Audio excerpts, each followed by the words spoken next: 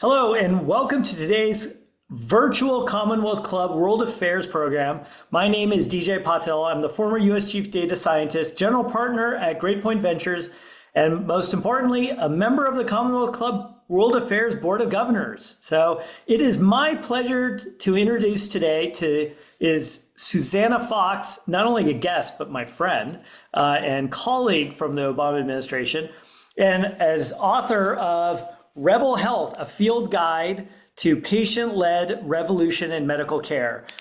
Susanna served as the United States Chief Technology Officer for the U.S. Department of Health and Human Services, which is roughly 20% of GDP in the United States. And she led all those efforts around open data, innovation, and so much more. We're going to get to some of that. Prior to that, Susanna was the entrepreneur in residence at the Robert Wood Johnson Foundation and directed the health portfolio at the Pew Research Center Internet Project. Susanna, welcome to the Commonwealth Club World Affairs, and so many questions. First, congratulations on writing this book. It is like, it's one of these things when you read a book from somebody you work with and you're like, they're like directly whispering to you. You're like, whoa, this is so cool. Because so many of these ideas, you're the one that taught me a lot about these ideas.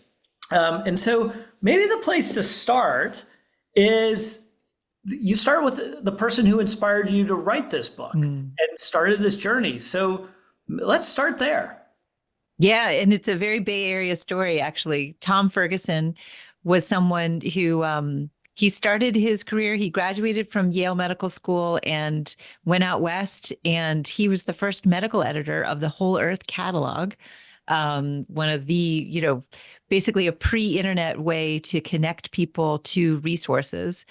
And Tom really believed that the most important resource in healthcare is patients. And we are not yet, even, 40 years later, tapping into the wisdom of patients as much as we could. He was my mentor. He really encouraged me to spend time with what he called the rebels of healthcare, the cowboys, the hackers, the artists who are building new civilizations on the front lines, often because they have to. And I learned so much from Tom while he was alive, and he continues to teach me as I think about what he would say about what's going on today. Well, maybe talk to us a little bit about what is a rebel in healthcare? Because most of the time, I think we think we go to the doctor's office and we're sitting there and waiting, and nobody looks like a rebel when they're sitting in the waiting room. Everyone looks like they're just doing time. So who's a rebel in healthcare? So a rebel in healthcare is someone who has decided that they're not going to take it anymore. They are frustrated. They maybe a device isn't working. They're not getting the answers that they need. They feel like they're alone, and they don't want to be alone in their illness, in whatever healthcare journey they're on. And they decide to light a match in the dark maze of healthcare and start to talk to other people and network together and try to solve problems. Often it's because they're on the margins. They feel invisible to the mainstream healthcare system, and so they gather together to solve their own problems. Well, can we go through an example? The one there's so many great examples in the book. I'm like a jukebox, so you could just pick something, and I'll so that's because everyone should be reading this book, because at some point in our arc of life, we're going to be one of the stories. Like that was one of my takeaways. Was like, oh, I better like I marked up that page of like, well, in case, if I have diabetes, I go to this page. If I have cancer, I go to this story. And it kind of gave me a way to think about it. And maybe the one that is a powerful story to me is the one about diabetes that you actually start the book with. Yeah. Glucose monitors, because I think it's not something that we often think of in terms of the nuances of these type of technologies. So to a lot of people, diabetes looks like a solved problem, that there's a clear diagnosis, there's medications, there's actually some really cool devices that people can now get access to if they're living, especially with insulin requiring or type 1 diabetes. But the problem is that medical device companies, and actually a lot of drug companies, see their customers as the doctors who do the prescribing. They don't see the patients as the customers for their work. And I tell a story right at the beginning of the book about Dana Lewis, who, as a young woman, was living alone in Seattle, far from home. She grew up in Alabama. That's where her parents live. And she's also a very deep sleeper. So when you're living with type 1 diabetes, one of the things that is really scary is if your blood sugar goes low in the middle of the night. And it's actually still hard for me to say out loud the syndrome. The nickname is dead in bed syndrome, that your blood sugar goes low and you never wake up. The continuous glucose monitor devices, which basically have sensors right under the skin, subcutaneous sensors, which will sense that somebody's blood sugar is going low and they'll set off an alarm. The problem is Dana will sleep through that alarm. She did in those days. And so she wrote to the medical device company to say, the alarm is not loud enough. Could you improve this device? Could you make this device louder? Because meantime, she woke up every morning and called her mom in Alabama. And if she didn't call her mom by a certain hour, her mom would know to call the emergency services to go check on Dana. Basically call 911, right? Call 911. And that's just not good enough. And so the device companies replied to Dana, no, we think that the alarms are loud enough, because they missed the opportunity to learn from a patient. Now, there is a happy ending to this story, because Dana is a networker. She was already on Twitter in the early days, and she had gathered around herself a whole group of other diabetes patients who wanted to create change. And so one day, a dad in upstate New York had hacked into his son's continuous glucose monitor to free the data and send it to his Apple Watch. And he shared how he did it. And Dana was one of the ones who helped publicize this on Twitter. And she realized, oh, she can use this to build a louder alarm, which she did. And it set off this amazing do-it-yourself innovation explosion in diabetes. And so that's the story that I open with, because the Diabetes Rebel Alliance is one of the strongest in the patient-led revolution. Well, let's unpack this a little bit, because there's so much in here. And the first is, how did we get here to a world in which this device maker that I am wearing to save my life is selling to the doctor and not thinking about me? So maybe let's start there versus like the role. It sounds like just crazy when you say it that way.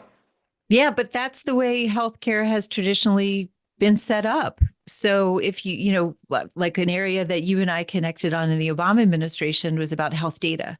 So a lot of people think of health data as the possession of the person who created it, not the person that it's about, but the person who created it. And so electronic medical records were traditionally something that the doctor kind of owned, or the hospital owned. And in the same way, a medical device company looks at the data that's generated by a device, not as something that the patient should have access to traditionally, but like maybe the doctors should have access to. But of course, doctors don't have time. Like doctors don't have time to be looking at everybody's data, but patients and caregivers have time. And so by breaking into their devices and freeing the data, people show that there's a market for this. And I think that's really important, because again, the default setting in healthcare has been clinicians at the center. And there's a lot of talk right now about patient-centered healthcare. And what I'm calling for, and what a lot of people are calling for, is patient-led, that it's not good enough to be patient-centered, where we're all looking at the patient and information is passing through them. No, the patients have to actually be leading the charge. It brings up those memories, when we were working on this idea that which I thought was crazy when I first learned about this. Is like, wait, this isn't your data. If the doctor is like the hospital thinks it's theirs and not even going to give it to you or show it to you to show what they're writing. And I remember when we had President Obama give a speech about this, talking about how he would like to believe that data of his kids are his kids, and the uproar that caused in the medical community or the health tech community was stunning. That we have this almost hubris to leave out the human, and so we have to actually create a rebel alliance of people to actually do this. So talk to us a little bit more about what does it mean to be patient-centric, patient-led, like, and what is help fill that out for our audience. Sure. So one way that I like to think about it is when talking to people who are CEOs of hospital systems or policymakers, leaders and investors, I say, every other industry understands that their customer is the end user, not so in healthcare. And if you want to get ahead of this megatrend of peer-to-peer healthcare, of patients networking with each other to create change, it's actually going to be a competitive advantage for your business. For whatever your mission is, you need to partner with patients. And we're seeing success in device innovation, in treatment innovation, clinical trials that are actually designed with the patients who are going to be part of the clinical trial. You're going to be much more successful in recruiting people to be part of that if they understand that the endpoints were chosen by patients and caregivers in concert with the scientists. These are the kinds of examples that I often give to leaders to say, you need to find mission alignment with the patients. And what's their response? Is it like deer in headlights, or is they're like, yeah, that would be nice, except the economics don't work? Like, what are the tired excuses, and what is who's doing this well? So a lot of people say, when I talk to them about it, they say, well, I don't know how to begin. And that's a very fair response because this is new. It's new in a lot of ways to bring patients into a design team, for example. And so one hack is actually to host a prize competition, to create a clearly defined problem that you can open up to the public so that anybody who has a great idea can come forward, whether this is for a government agency or a company or a philanthropy. People can come forward and give those ideas. You're basically putting out a help wanted sign by hosting a prize competition.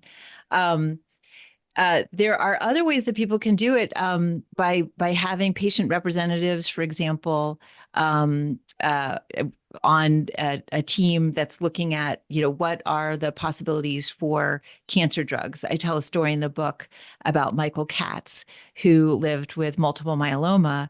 And he advocated for scientists to actually do clinical trials on a very old drug that was a real standard line of treatment that nobody had ever really looked at since the beginning of using that drug. But it was so toxic that Katz was able to advocate and say, why don't we see what happens when we give this drug at a lower dose? This is what patients are really calling for. He was in touch with the patients, and the scientists listened to him. And it's actually one of the biggest steps forward for treatment of multiple myeloma, and now one of the most cited papers from the Lancet. It's very powerful from this perspective of like when we hear these stories, but we also hear the other side of this. And my understanding is that when people are trying to hack into their glucose monitors, the device makers really fought back. It was Empire Strikes Back against the Rebel Alliance. And how did they navigate that? It's pretty amazing. So there were actually a few teams of people who were hacking into the devices. One family that had hacked into the continuous glucose monitor very early actually went directly to the FDA, went to the major medical device companies. And at that time, because it was the first time that a patient had done this, the FDA said, whoa, whoa, whoa, like time out, no. And so he actually stopped. Brian Maeslish actually didn't go forward with his innovation, publicizing it. A different team of people, the ones that I just described, Dana Lewis, John Kostick, Ben West, and others, they were more in the rebel spirit of proceed until apprehended. And so they just kept going. They just kept innovating outside the view of the FDA and basically asked for forgiveness later. But what really changed things was when Amy Tendrick started holding annual conferences where she would bring together the Diabetes Rebel Alliance, the hackers, with people from the FDA, with people from Medtronic and Dexcom, and with people from the American Diabetes Association, to basically bring all of the leaders in the room with the patients and caregivers, and start to have dialogue, start to have conversation. And in a lot of ways, I use the word ambassador to describe people like Amy and people like Howard Look, because it does kind of remind me of like a revolutionary spirit that you need to have somebody who can go in between what I lovingly call the rebels and the suits. And there's not a lot of people who would really identify like as a suit, but come on, like if you work at the FDA, you're a suit. We were former suits. We're former suits, and there's a lot of beauty and power in what people do at that level of government. And what I'm so happy to say is that people at the FDA, once they understood that patients were following a lot of the same safety protocols that they would recommend, that this was actually life-saving and life-extending technology that patients themselves were creating. It is dangerous to live with diabetes. It is dangerous not to have access to the data that's being produced by your continuous glucose monitor. And so it really helped for patients to be able to make their case directly to the executives, directly to the FDA.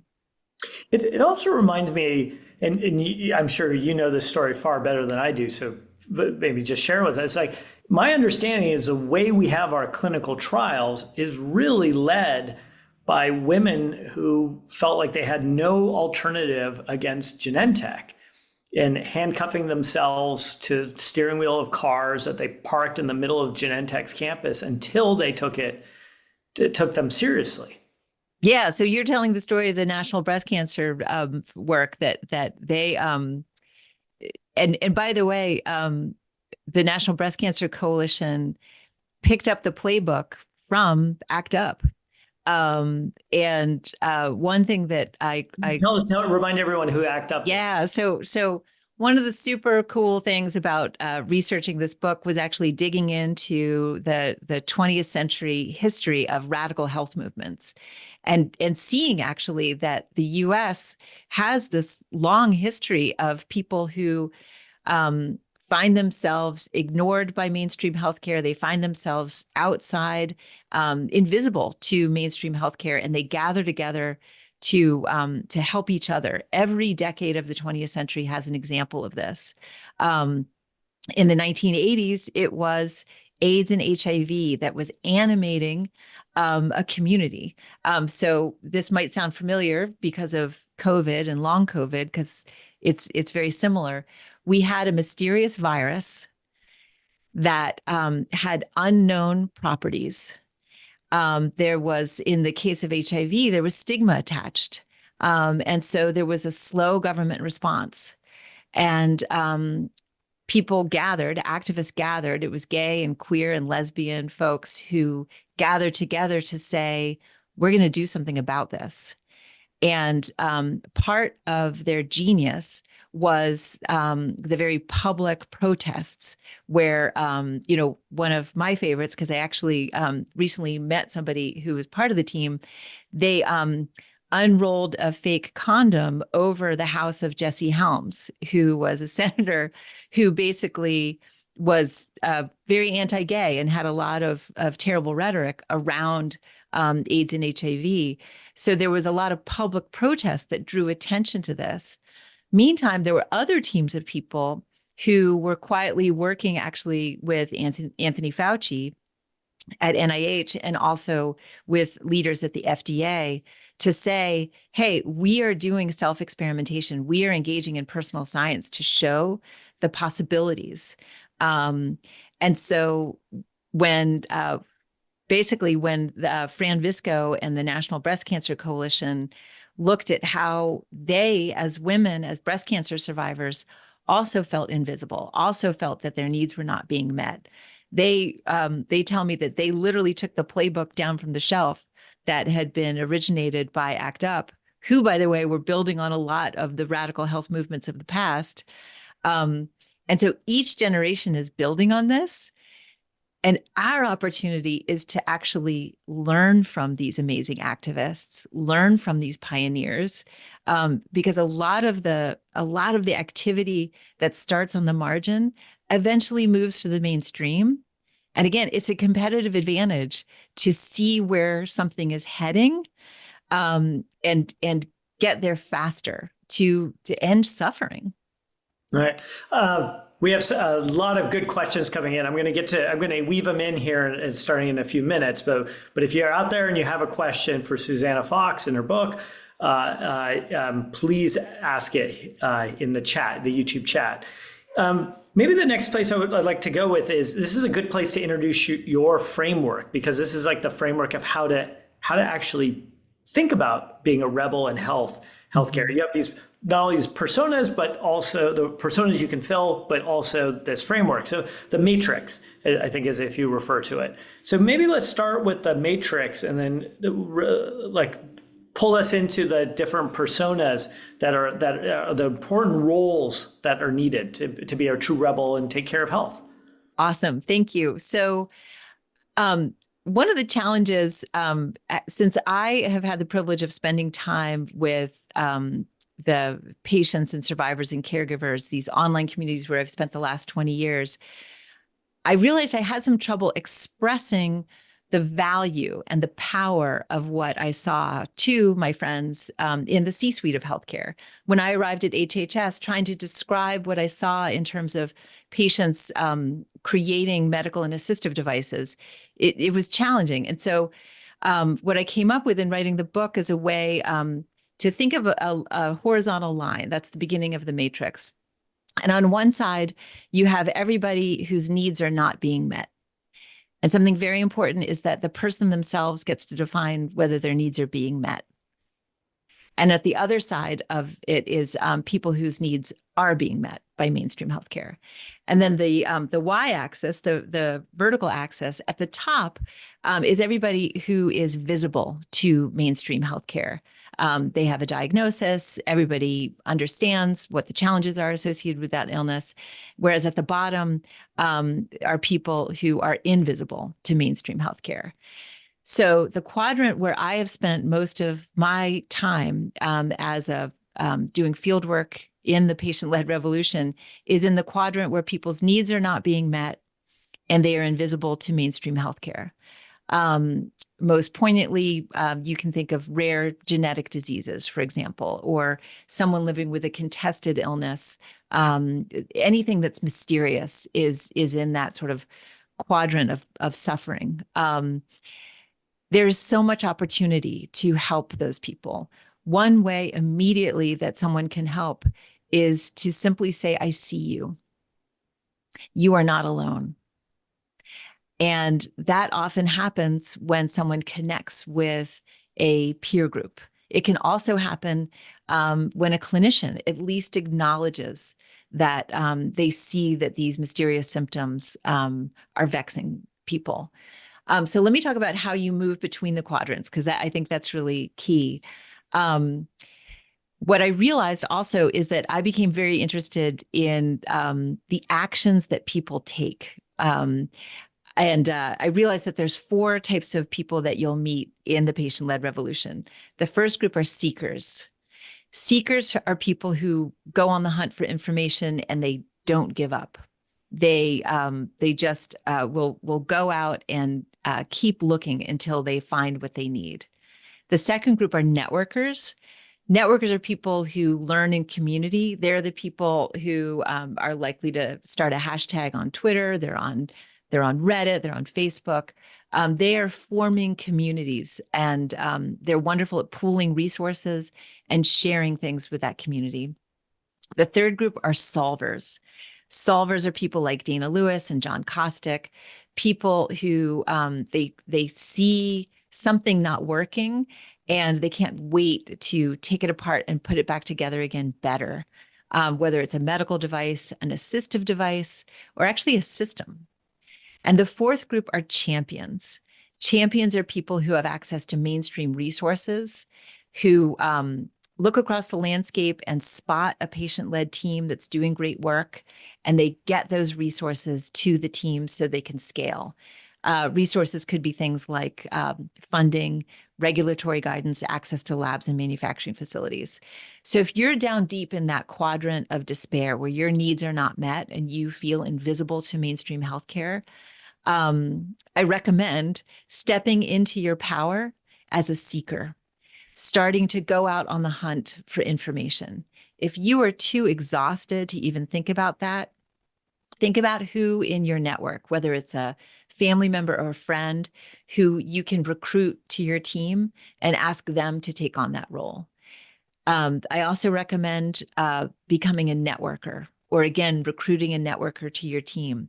My mom actually played this role for my dad when my dad was diagnosed with kidney cancer.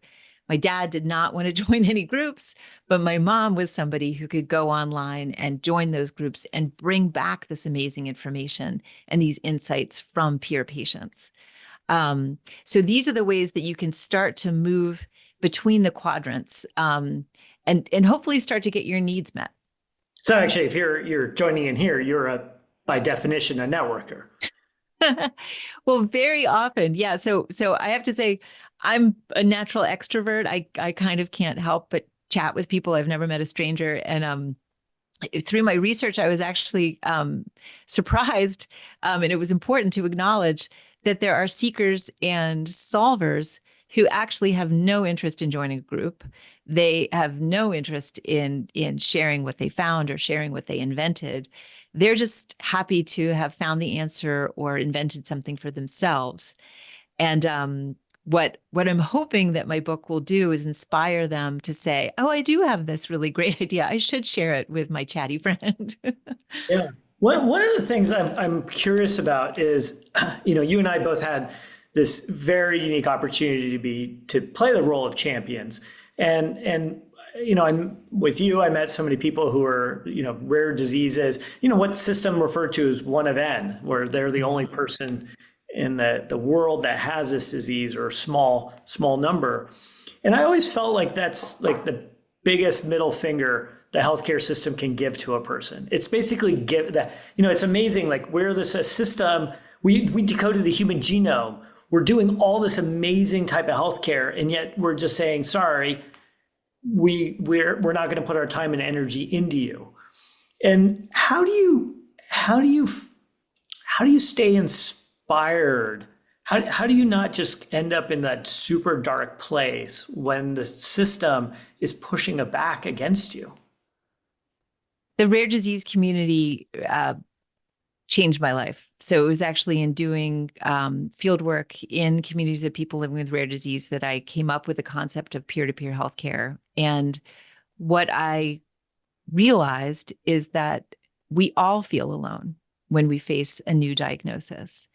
And so it's our opportunity to learn from people who are likely always feeling alone, and that is people living with rare disease. They are the pioneers of so much. They were the ones who 15 years ago started talking about the importance of health data access. They were early on every technology trend.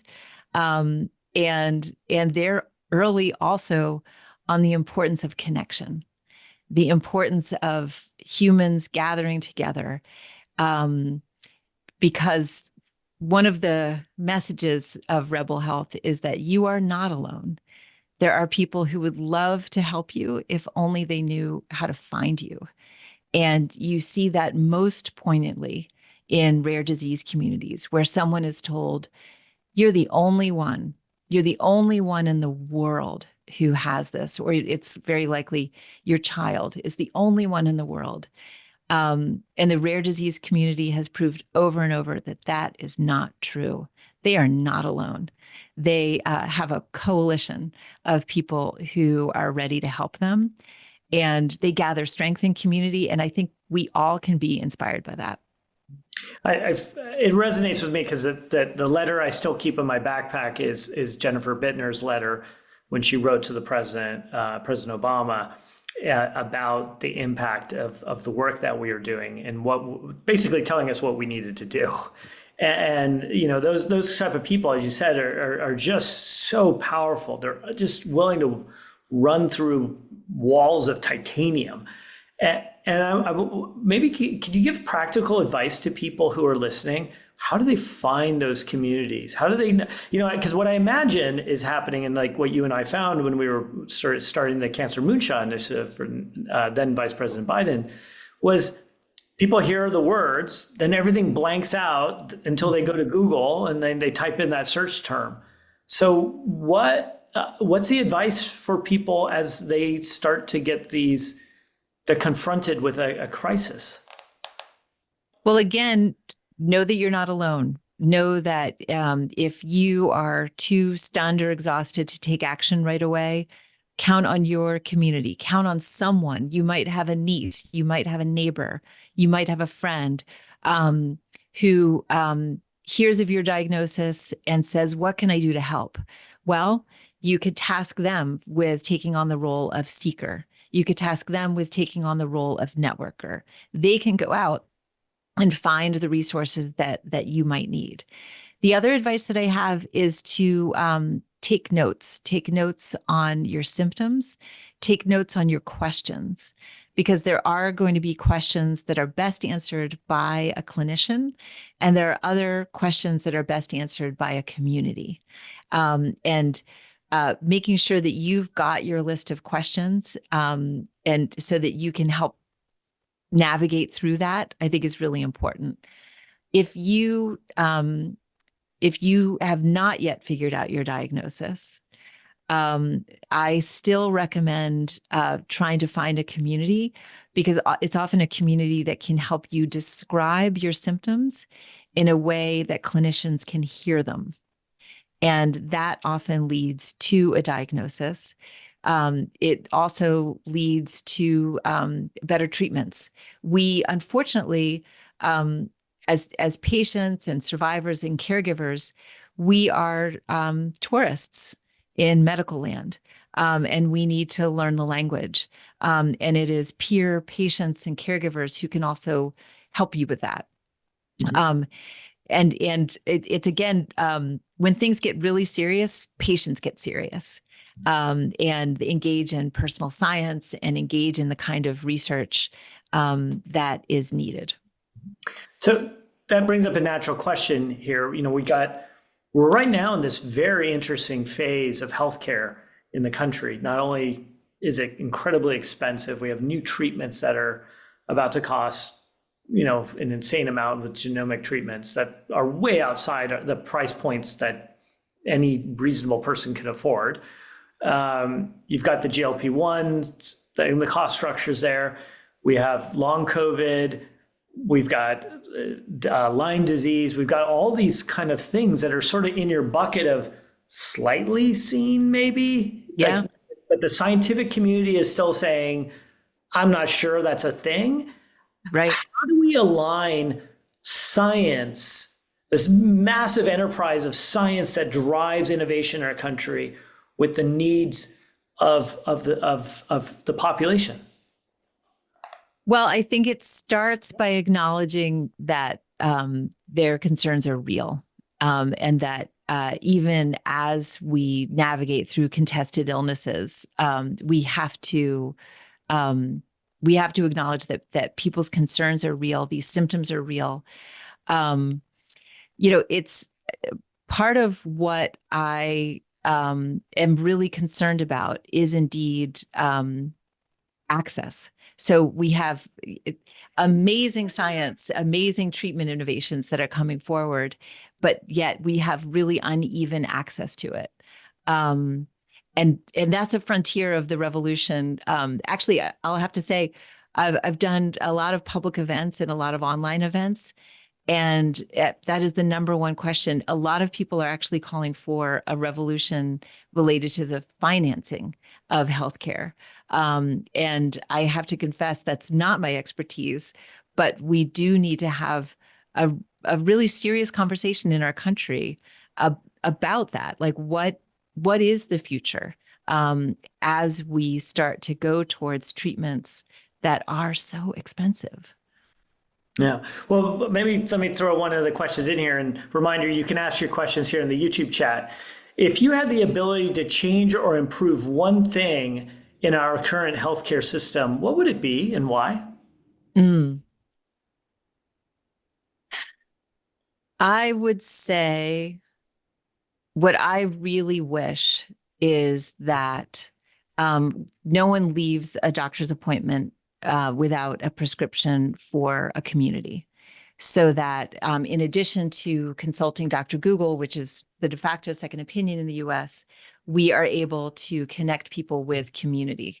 And that doctors really acknowledge the strength of it. Mm-hmm. It's surprising that, we've seen the success of AA, and you talk a little bit about that in the book, and all these other efforts. We know about group therapy. We've all seen in the movies for war heroes coming back, veterans coming back, and being in a circle. But most other things, no one's saying like, hey, you know what? Maybe find other people you could actually talk to, like other than just sort of be at home, be alone, be depressed around. Yeah. And there's so much good. So there's 40 years of evidence about the strength of peer support for behavioral health and behavior change. And there's some wonderful companies that have sprung up to create that. But I also see the good in diabetes and all aspects of healthcare, that peer-to-peer healthcare can really unlock so much good. What have you seen that we should take away from other countries? Are there lessons that we see other places that we should be like, why aren't we doing that? Yeah. So in the UK, what I really like is a concept called link workers, that the National Health Service actually employs people to survey what's happening in a town or a region, so that doctors can connect people with community resources. That's one aspect that I really love. They also do that in the country of Colombia. One of my favorite examples is that someone who needs to get up and move around more was connected with a salsa dancing class in town, and so. How do we create more community, more acknowledgement that community is as much part of health as medicine? It's a lot of my friends across the world look to the US in terms of this spirit of rebellion and the spirit of hacking into medical devices. Because they live in places where they're more likely to have universal health care, they're more likely to have access to health care. But Americans are very likely to be the ones who are going to take chances on things. And so what I would love to see is a hybrid where we take the American spirit of innovation. We take this, long history that we have with radical health movements and makers and inventors, and we graft that onto hopefully a system that makes sure that there's a safety net for everyone. That's what I would love to see. And We don't yet have that in any country. There are a lot of European countries who would love to have our spirit of innovation. So that's what I would love to see in the future.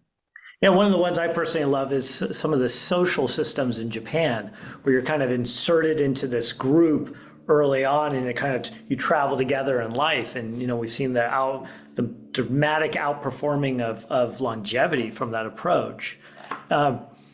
Susanna, as you talk about Dr. Google and all these things, is obviously here at the Commonwealth Club, World Affairs, we're at the center of Silicon Valley, and so we have to talk about the internet. And one of the things that struck me is there's actually a quote that you have here, which is, the internet has transformed industry after industry, but healthcare remains maddeningly immune, characterized by clipboards, fax machines, and retro software. Why? Yeah, I know. Well, in some ways, it's because the healthcare has gotten away with it for so long. It's been a very paternalistic. It's been a very hidebound kind of pursuit, and there's incredible innovation in terms of science, but not in terms of the delivery of healthcare.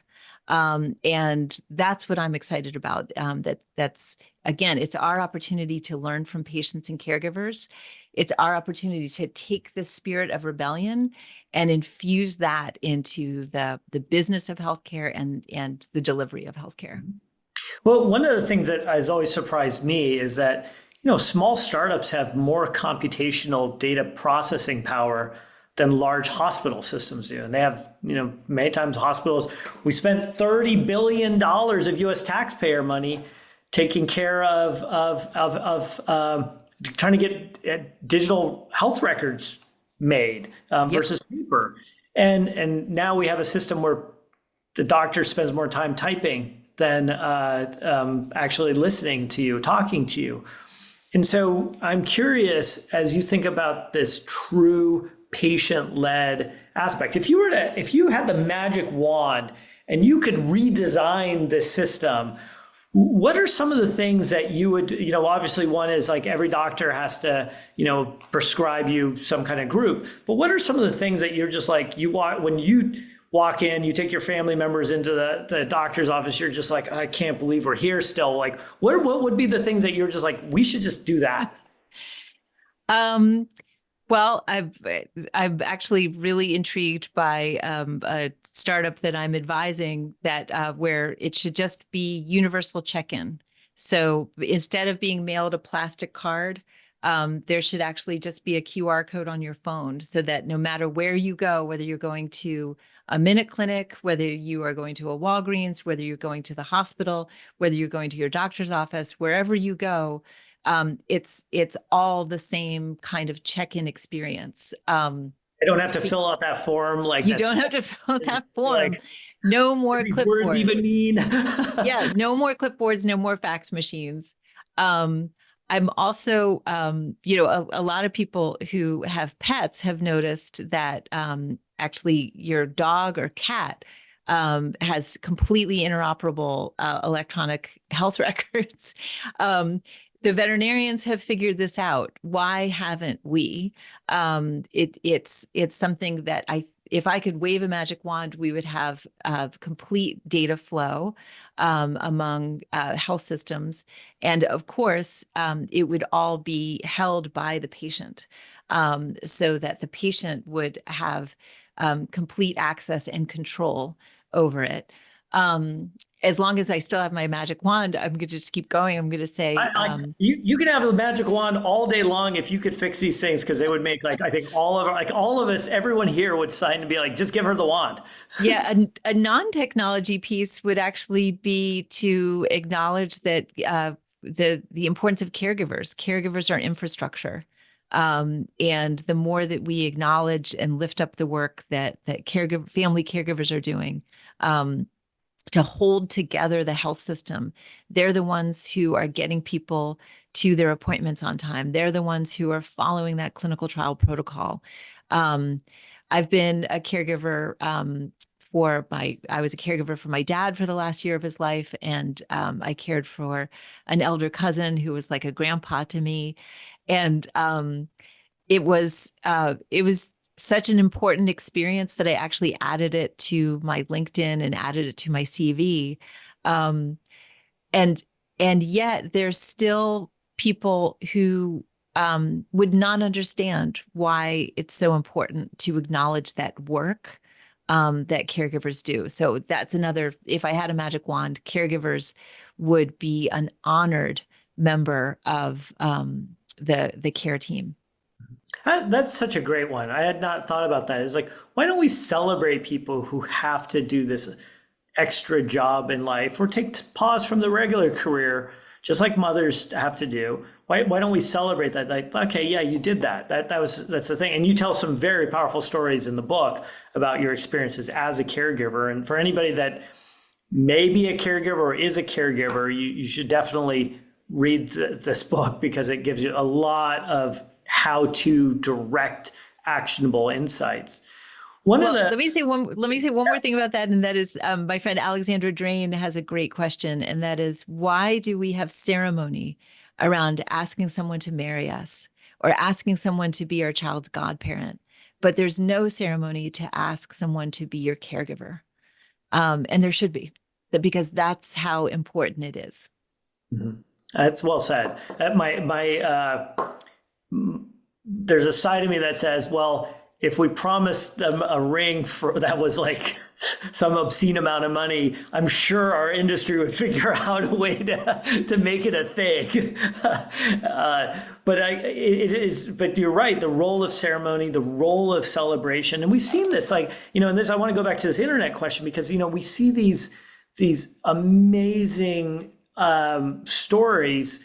We have a talk by Chris Anderson, who is the CEO of TED, and he came here and talked. So you can check out the videos on that for the audience. But he talks about like how do we celebrate the good things. And so I've taken his advice. I've taken my Instagram feed is mostly good news stories, and one of the ones that's often there is somebody going through the ritual of ringing the bell because they're cancer free, and all of these like amazing moments.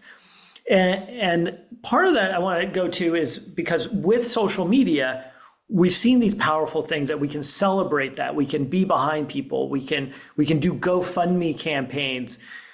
We've also seen the flip side, and you address a bit of this in the book also, is like we have disinformation. We have influencers who the champions using their platforms to also put things out there. We had a person who was running for Senate in the United States who was accused of many of the things that he was promoting as a physician were dubious. Yeah. So misinformation and disinformation is a threat to our society. We need a whole of society response to it. And what I would say is let's leverage the power, for example, of networkers who have experience in sorting through information and sharing the good stuff. Let's empower everyone with the skills of fact checking. Let's also make sure that open science is the law and practice of the land. Say more what that is. Gosh. So open science means that everybody should have access to medical journal articles. There should not be paywalls, especially for the science that was funded by the American people. If you accept a grant from the NIH to conduct science, it is now the law that within a year of publication, you have to make that article open access. But for the first year after publication, which by the way is a crucial year, when the science is fresh, that journal article is often behind a paywall. That should not be.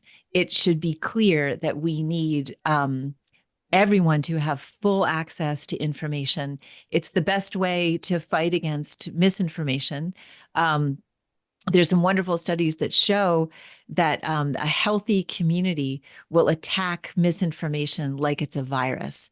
The antibodies of the community will rise up and fact check or take down or downvote information that is demonstrably false. We need to empower everyone. And by the way, doctors need to step into their power as well. There's a wonderful book by Dr. Geeta Nayar, who called the book is called Dead Wrong.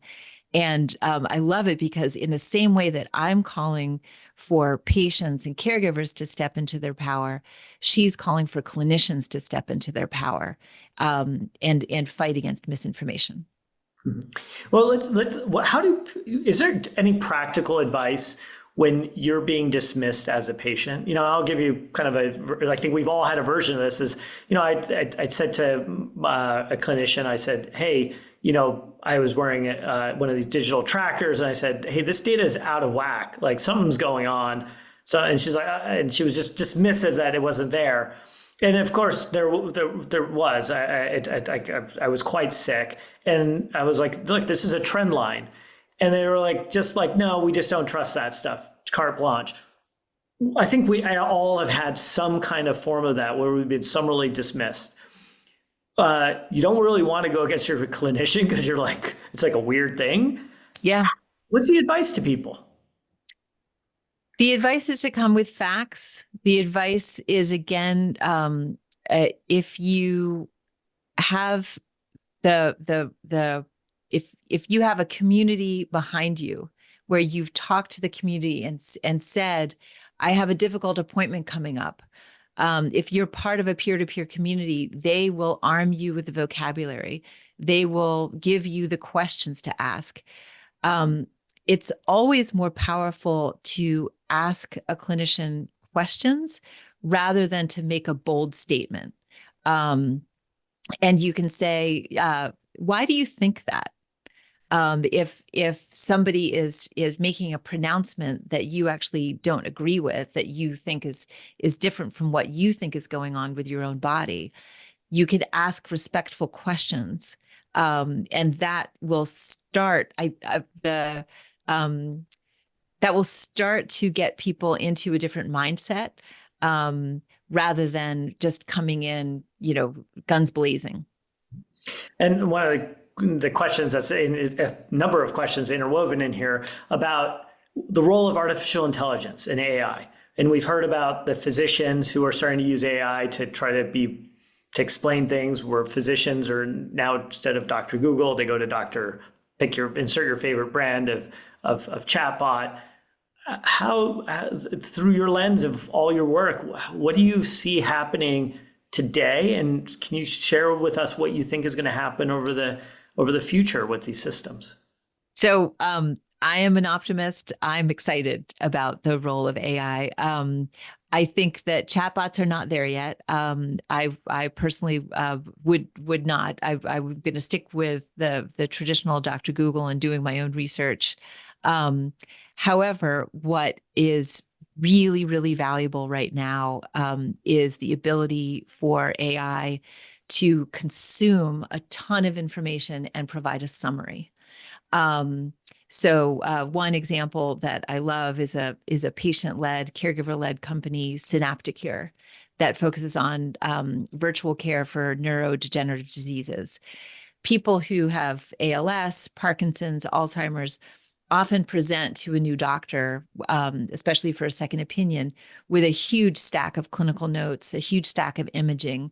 What Synapticure is doing is using AI. They feed in a patient's entire huge medical record, and then it is able to give a summary. And so instead of a human having to sort through all of that material, the AI can do it very quickly. That's a great use for AI in the present day. In the future, we have to really think about the ethics of this. I would want this to be designed with the patients who are part of this community. But you can imagine the archives of a community, that focuses on a certain treatment, that focuses on a certain illness. There's a huge reservoir of insight and experience in these patient communities. How might we use AI to feed in all of those conversations and provide a summary of what do we know from the past 10 years of living with cystic fibrosis or living with a certain type of cancer or recovery from a stroke? Patients know things that clinicians don't, and I'm hopeful that AI can help to surface that wisdom. We have a whole lot of questions here on funding models. One of the ones, maybe we can, I know we only have 10 minutes left, but maybe we can try to touch on these rather quickly is, the role of federal funding versus private and philanthropic funding. And you've kind of worked in multiple environments. And what that does to the type of problems we go after. There seems like obviously some good, there's some challenges with that. How should we be thinking about this? Good, bad, ugly? It's an awesome question because it depends on the scale of the problem that needs to be solved. A large scale problem needs large scale funding. And that's something where the government needs to come in. I'm super excited and hopeful about ARPA-H and the work that they're doing. I'm also Maybe really explain for our audience what ARPA-H yeah. is. So ARPA-H is it's a new federal agency. It's like DARPA, except it's focused. It's basically what are the reach goals for healthcare. And there's some and ARPA-H is basically looking at the ways that the government can fund some just amazing science. One that I'm super excited about is my friend David Fajgenbaum at Penn, who started EveryCure, looking at the repurposing of existing drugs. And there's so much opportunity. That's, again, something that AI is going to help with. What are the on-the-shelf drugs that can be repurposed to help people who currently don't have a treatment? David himself was able to repurpose a drug to save his own life when he lives with Castleman disease. So these huge problems that we face do need that level of investment. But I'm also really hopeful about what philanthropy and the startup level investment can do, because there's a lot of frankly smaller problems. Like I'm really also excited about what can be done for little or no money at the beginning, where patients are bootstrapping. Patients are basically building a prototype, and they prove the model, and then get investment. That's a model that I've seen work over and over again. I would love to basically speed that up. And I think it would be really great if more investment firms had an intake valve for patient-led teams who wouldn't necessarily know how to put together a great pitch deck, but have a fantastic idea. How about alignment of economic incentives? Any thoughts as to how we could better align the economic incentives so the doctor's not just spending 6 to 7 minutes max with you, so they can actually listen to you, or insurance systems that would allow the best healthcare outcomes regardless of income? Well, I would love to see more reimbursement for peer-to-peer healthcare. So we see reimbursement right now for group visits in pregnancy. We also see reimbursement for group visits in diabetes and behavior change, eating disorder recovery.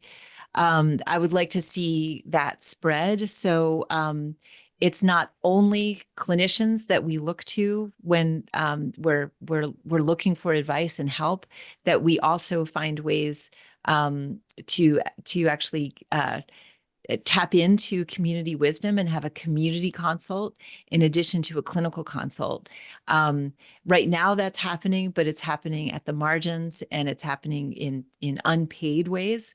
I would love to see an alignment where the wisdom of patients is also paid for, and supported. That's one idea that I had. What's one story that you find yourself keep coming back to in this book? It would have to be diabetes. It would be the change that was created because patients and caregivers said, we are not waiting. We are not waiting for the industry. We are not waiting for the government. We are going to innovate. Mm-hmm. And it's a classic rebel story where seekers went on the hunt looking for better ways to live with diabetes. Networkers were able to pool resources and create community.